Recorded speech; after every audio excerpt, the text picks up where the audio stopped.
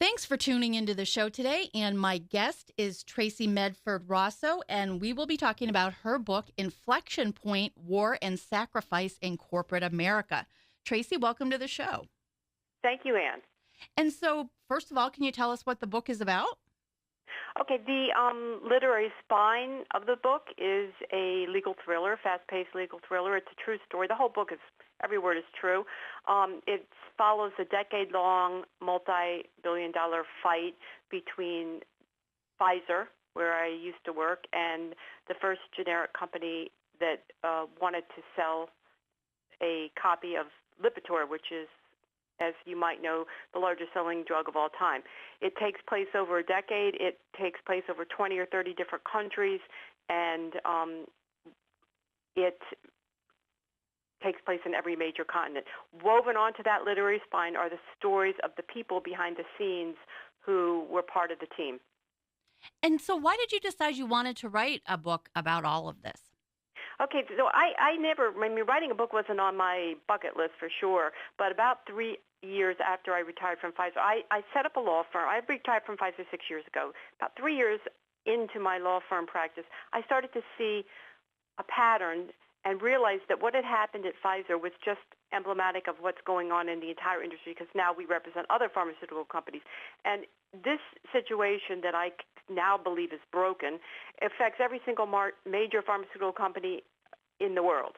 So I thought, I'm going to just tell one story sort of as emblematic of a bigger picture, and maybe I can get some people to start thinking about this law that's 32 years old that is, in my opinion, not working very well anymore for anybody, and also to tell the story about the human beings that were there at Pfizer, so to try and put a face on a company, because people say, oh, I don't like, the tobacco industry, I don't like banks, I don't like big pharma, but what is that at the end of the day? It's people.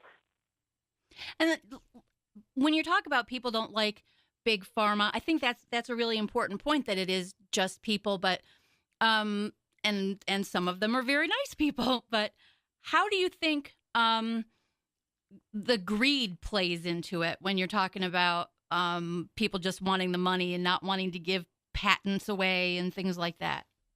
See, I don't see that. I know I've heard that. Believe me, I've heard that for the last 3 decades.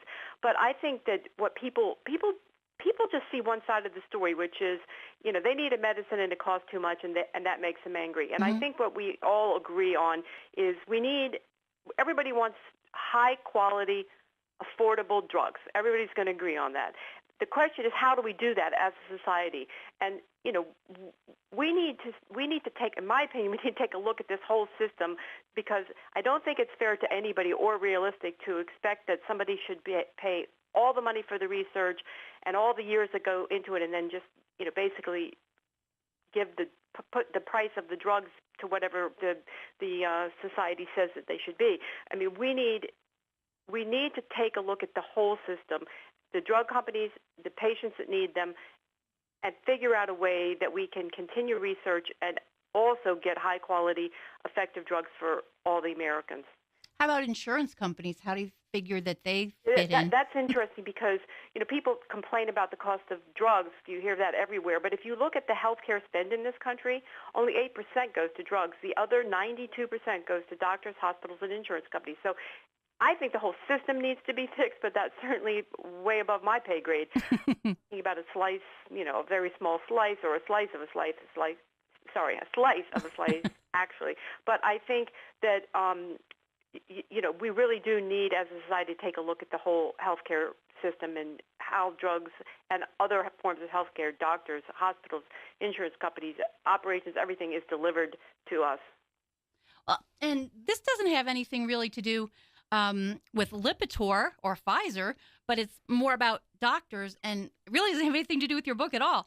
But, we have a heroin crisis in the country, and people are saying that partly for the blame partly goes to doctors for overprescribing painkillers. And so how do you think that problem got started?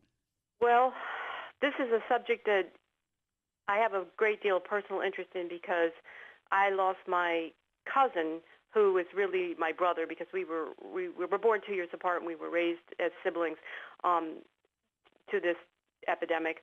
It is now. I mean, every time I turn around, I'm hearing another story about somebody, and they all seem to be, young kids. It seems to be really hitting. They're doing everything right. They invariably get injured playing sports in high school or playing sports in college, doing exactly what their parents have told them to do. Go to school, get good grades, participate in sports. You're going to get hurt if you're playing a sport enough, and then they get their first, OxyContin or Percocet or whatever, Vicodin, whatever those drugs are, and they get hooked. And one of my best friends just lost her 21-year-old son. I mean, I could just go on and on. So it is, I don't think it's really fair to blame the doctors. I think it's not fair to blame any one group for anything, and so I think we need to take a look. Why is this epidemic happening, and what can we do about it? So that is a whole, that's another 20 books, right? Yeah, no kidding. Holy mackerel. I mean, I just can't believe how bad it is. And thank you for answering that question for me. So let's get back to the book. Holy moly, when you say it's a thriller, when the first part, when they're walking along the street and see the girl in psychedelic pants, that's pretty creepy. Yeah, that was me, actually. So that person walking along the street being followed was me. That was, yes, it was very creepy. And so was she really wearing psychedelic pants?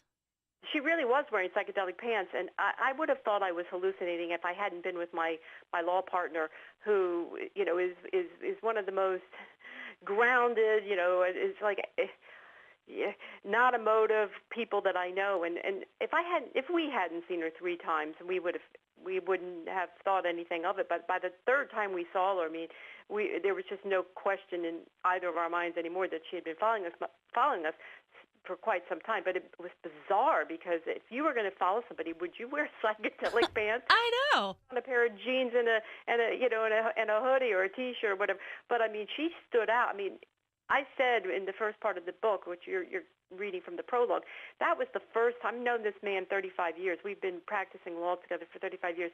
We've had a lot of walks on the street. That was the first time and the only time that he ever pointed out any human being to me on the street for any reason.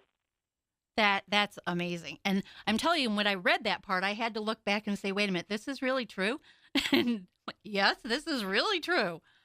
Wow. And gosh, Traci, we're almost out of time. So where can people get a copy of Inflection Point? Okay, I think the easiest thing to do is just go to my website, because it's www.inflectionpointmemoir.com. From there, you can connect many different things. You can go right to the publisher, who's Pegasus, and they're selling books. You can go right to Amazon or to Barnes & Noble or to Apple or to Smashwords. They're direct links on the website. One of the pages of the website is, buy book or something, and there's just lots of different choices. You can get the e-book now for a few dollars. It's really cheap. And you can also connect with me on Facebook. You can connect with me personally. So the one place to go would be the website. Okay. Well, I totally loved this book, and it is Inflection Point, War and Sacrifice in Corporate America. Traci Medford-Rosow, thank you so much for being my guest on the show today. Thank you, Ann. Have a great day. You too.